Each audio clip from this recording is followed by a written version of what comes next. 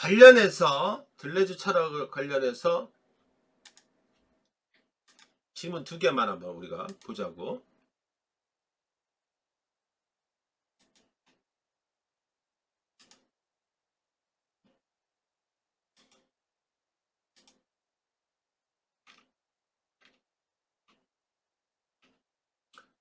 들레즈와 가타리는 공절을 한 경우가 많아.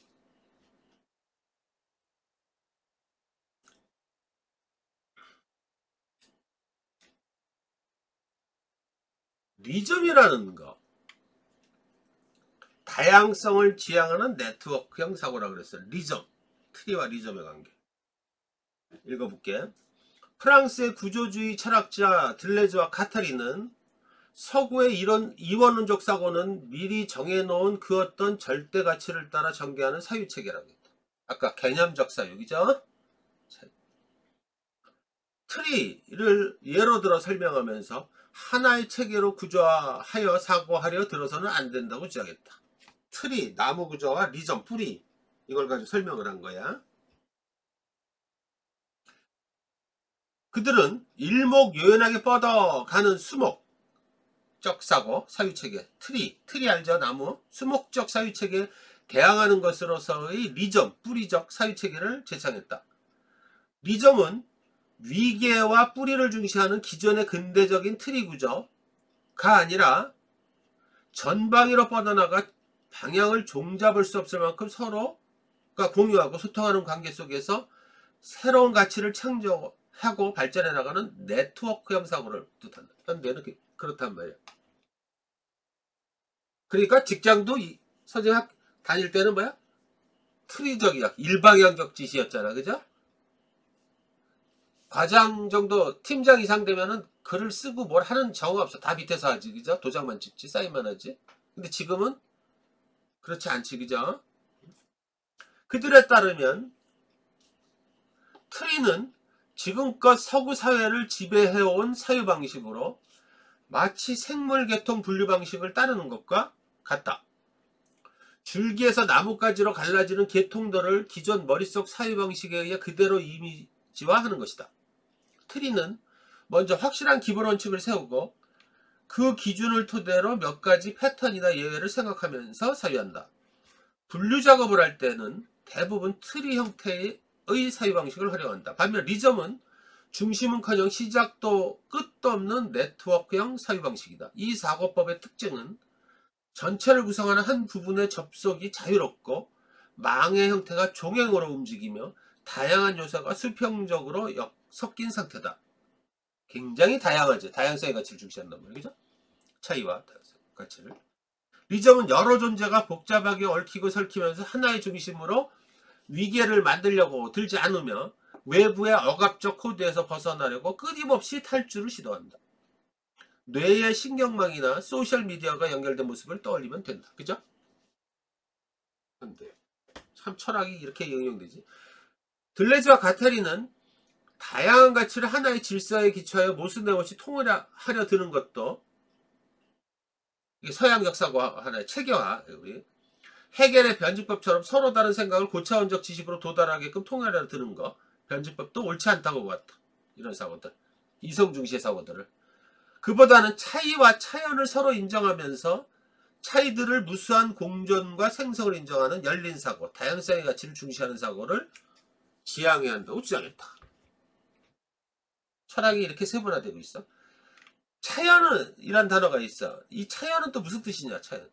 들레즈와 가타리가 철학자들은 자신만의 개념을 남기기 위해서 무지무지 노력한다 그랬죠. 그죠? 그래서 그 철학자가 유명한 사람이냐 저명한 사람 아니냐를 판단하는 건 아주 쉬워. 좀 극단적으로 얘기하면 그 철학자 하면 떠올리는 개념들이 있느냐 없느냐. 그치? 마르크스 소외, 프로이드 무의식 이런 거 있잖아. 들레즈, 차연, 탈주 이런 것들이 생각난단 말이야. 그치? 차연은 차이를 생성하는 원동력을 일컫는다. 데리다는 이것도 굉장히 많이 나왔어. 수능 지문도 그렇고 논술도 그렇고. 음성에서 요즘은 어려워서 잘 안 나와. 안 나오죠. 문자로 전환할 때처럼 원본과 복사본이 차이를 하면서 이거를 같이 얘기하면 시뮬라숑 이걸 가지고부터 설명해야 돼. 나중에 그 되게 어려운데 시험에 나올 가능성도 있어. 원본과 복사본의 차이를 함유하면서 변하는 것을 차연이라고 했대. 좀 더 나가서 보자. 문자와 음성이 일치하지 않는 이상 문자는 음성을 대신하는 것이 아니라 둘을 동시에 품는 것이다. 음성은 완전한 원본이 아니다. 그죠? 인간은 자신이 알고 있는 언어 가운데 타당한 것들을 선택하여 생각하게 된다. 지금껏 어디인가에서 본 문자가 차연되어 음성으로 될 가능성 또한 충분하겠죠. 그죠? 즉 사물은 원본에서 복사본으로, 복사본에서 원본으로, 원본에서 복사본으로 끊임없이 차이를 보면서 연장한다는 거야. 차연되는 거야. 따라서 중요한 건 뭐야? 둘 간의 원본과 복사본 간의 우열은 없죠. 그죠? 어느 게 원본이고 어느 게 복사본인지 모르는데 어떻게 우열이 있어. 근데 서양 전통사고는 뭐야? 원본은 영원히 복사본에 우수한 거죠. 그죠? 이거 이해됐지? 그죠? 그는 끝없이 차이를 일으키는 차연작용이야말로 사물의 근원이자 모든 텍스트와 모든 통일된 체계를 해체하는 원동력이라고 주장했다. 이거를 아까 읽은 내용과 한번 접목을 시켜봐. 그럼 그 의미가 더 구체화되죠. 그죠? 뭔 말인지 알겠지? 그지? 응? 끊임없이 단하지 나와. 차이 그 자체는. 응? 탈주. 들레즈와 가테리가 주목한 것은 끊임없이 이어지는 움직임 혹은 탈주다. 탈주는 단순히 물리적인 움직임을 토끼는 것, 도망가는 것, 지칭하는 것을 넘어서 자신의 삶을 올가매는 일체의 규범으로부터의 일탈을 일컫는 것이기도 하다. 이 일탈을 부정적으로 보지 않는단 말이야. 기존의 권위와 현실의 안주로부터의 탈주를 통해 차이들의 무수한 공존과 생성을 인정하는 것이 바로 노마디즘, 유목민적인 원리다.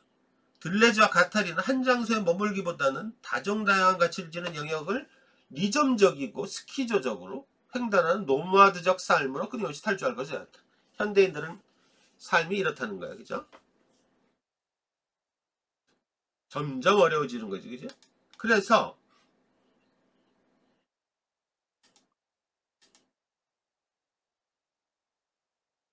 이런 내용으로도 이거는 선생님이 2권에서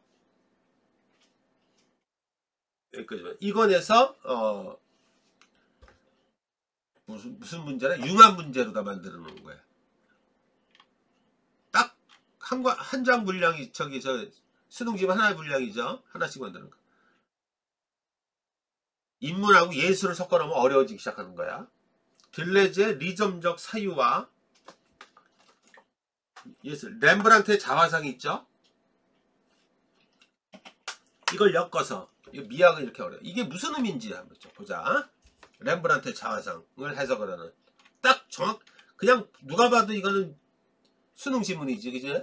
근데 한양대 이런 데서 한때 이렇게 해서 이제 문제가 나오는 거야. 그러면 이제 복잡해지지. 한번 읽어 이해를 해줘. 어떻게 결합이 되는지 봐봐.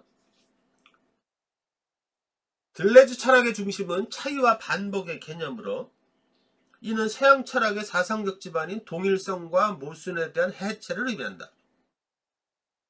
들레즈는 동일성과 모순의 자리를 차이와 반복이 대체한다고 보면서 동일성의 논리를 재현의 논리로 규정한다. 재현도 굉장히 어려운 개념이야. 들레즈에 의하면 재현이란 일반적으로 한 이미지가 보여주는 대상과 그 이미지 사이의 관계를 의미한다.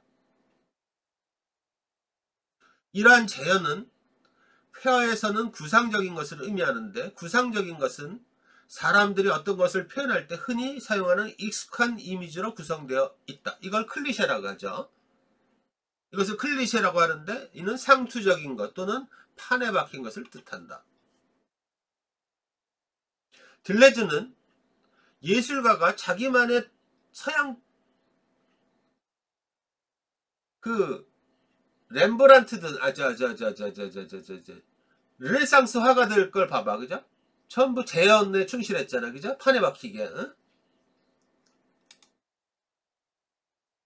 들레즈는 예술가가 자기만의 독창적인 이미지로 대상을 생생하게 느낄 수 있게 표현하려면 클리셰를 피해야 한다고 봤다. 이를 위해 그는 나무 트리를 예로 들어 설명하면서 하나의 체계로 구조하여 예술을 표현하려 들어서는 안 된다고 주장했다. 일목요연하게 뻗어나가는 수목적 사유체계에 대항하는 것으로 그는 전방위로 뻗어나가 방향을 종잡을 수 없는 예술적 모델로서 리점적 사유체계를 제창했다. 트리는 먼저 확실한 기본 원칙을 세우고 그 기준을 토대로 몇 가지 패턴을 이나 예외를 생각하면서 사유한다. 그에 반해 리점은 중심은커녕 시작도 끝도 없는 네트워크형 사유 방식이자 예술적 표현 방식이다. 그 특징은 전체를 구성하는 각 부분의 접속이 자유롭고 망의 형태가 종횡으로 움직이며 다양한 요소가 섞인 상태라 할 수 있다. 리점은 여러 존재가 복잡하게 얽히고 설키면서 하나의 중심으로 위계를 형성하려 들지 않으며 외부의 억압적 코드에서 벗어나기 위해 끊임없이 탈주를 시도한다. 바로크 시대, 옛날 고전 시대인데도 대표적 화가 렘브란트를 빛과 그림자의 화가라고 부른다. 빛과 함께 그림자를 품는 그의 그림처럼 그는 자기 생의 그림자도 놓치지 않았다. 그림에서 정면을 향한 그의 시선은 이걸 가지고 지금 작품을 해석하는 거야, 들레즈가. 관객이 아니라 거울 속 자신을 응시하는 듯하다. 영광의 모습은 물론 늙고 추해진, 더 잃을 것도 없이 불행해진 자신의 모습까지 화폭에 그의 심령이 무섭다. 예술은 궁극적으로 자기 찾기인 것을 고독과 무력감이 싹트는 그 지점에서 자신을 돌아보게 한다. 들레즈의 자화상의 의미를 지금 우리가 읽는다. 렘브란트의 자화상이 갖는 위대함은 자신의 얼굴에 내재한 삶의 굴곡을 거침없이 드러냈다는 것이다. 이 굴곡은 다름 아닌 주름이며 이 주름이 많아. 주름은 하나의 뚜렷한 실선이 아닌 무수히 많은 미세한 선들로 이루어졌다. 리점적으로. 그의 자해상을 들레즈의 시각에서 본다면 주름은 들레즈 철학에서 말하는 리점과도 같고 또한 렘브란트가 지닌 내재적 무한성을 내면에 의미한다. 그 사람의 살아온 궤적에서 뭐라 그러나 그 짙은 어떤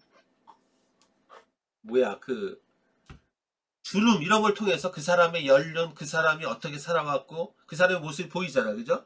그걸 멋있게 넣는다는 거야. 근데 요즘 의학 기술이 발달해 가지고 옛날에 그 스타들을 지금 보면은 너무나 막 부자연스러워. 나이 막 많은 사람들이 얼굴은 빵빵하지, 그지? 주름 하나 없고 되게 부자연스럽잖아, 그죠?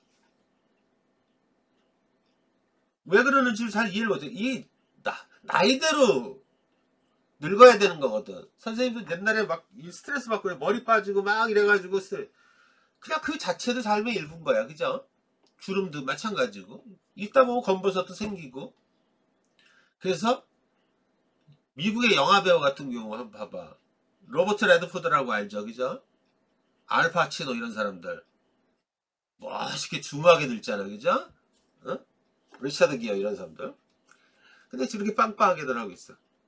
그러니까 이 주름을 통해서 그 사람의 어떤 인간관, 가치관, 사랑, 궤적 이런 거 다 느껴진단 말이야. 근데 이거를 빵빵하게 해서 그냥 그런 주름 하나 없이 이렇게 만들어 놓으면은 그냥 획일화된 사람이야, 그죠? 그렇게. 그의 자화상에는 뚜렷한 실선으로 구획된 실루엣보다 삶의 애환을 담은 주름의 중천만이 발견될 뿐이다. 이런 이유에서 자화상에 담긴 렘브란트 자신은 하나의 무한한 존재로서 그의 삶의 궤적에 내재한 무한한 삶의 흔적을 담고 있다. 기쁨과 분노, 환희와 절망, 공포와 용맹과 같은 작가의 내재적 무한성이 작품에서 주름이라는 리점을 통해 끊임없이 밖으로 표출, 즉 탈주하고 있는 것이다. 이게 막 느껴지는 거야. 이렇게 무한한 주름으로 이루어진 존재는 초월적 의미에서의 무한한 존재가 아니라 모든 것을 다 포함하고 있다는 점에서 그의 자화상은 대상의 실제를 생생하게 포착하고 전달한 훌륭한 작품으로 평가받고 있다. 이게 되지, 이제. 어? 이렇게 철학적으로도 이 작품을 해석을 하는 거야. 자체가. 이런 문제 나오면은 한때 나와요. 이런 문제 나오면 골 때리기 어려워. 이전에 한양대, 서강대 이런 데서 이화여대 이런 데서 김정희의 세환도와 그 뭐야 그걸 뭐라 그러지? 도상학이라고 있지. 도상학 아이콘 어떤 심볼을 두잖아. 천사는 날개가 있고 막 이렇게 막 그리고 그지? 도상학적인 관점 또 철학적인 관점 이걸 섞어가지고 냈어. 그러니까 어렵지. 옛날에 그래. 또 고흐인가? 고흐의 운동 다 헤어진 구도 있지. 그 농부의 거친 삶을 그거와 하이데거가 어려운 철학지지. 존재라는 개념을 가지고 또 엮어서 냈어. 이런 것들은 되게 어려워. 그러니까 이 해석 능력을 보겠다는 거예요. 아마 홍대가 이런 쪽으로 내기 쉬운데 너무 어려워서 그런지 잘 안 내는데 한예종 같은 데는 이런 식으로 나오겠지. 만약에 이걸 왜 보여줬냐 그러면은 이렇게 철학적인 의미가 이런 식으로 외연이 확장될 수도 있는 거고 이런 철학적인 의미가 이렇게 예술 또는 다른 어떤 현상하고 접목이 돼서 분량을 표출할 수도 있겠지. 탈주 아까 얘기했듯이 해석이 될 수도 있지. 그런 것들을 다양한 시각에서 보라는 거예요. 알겠죠? 다음 시간에 토요일 날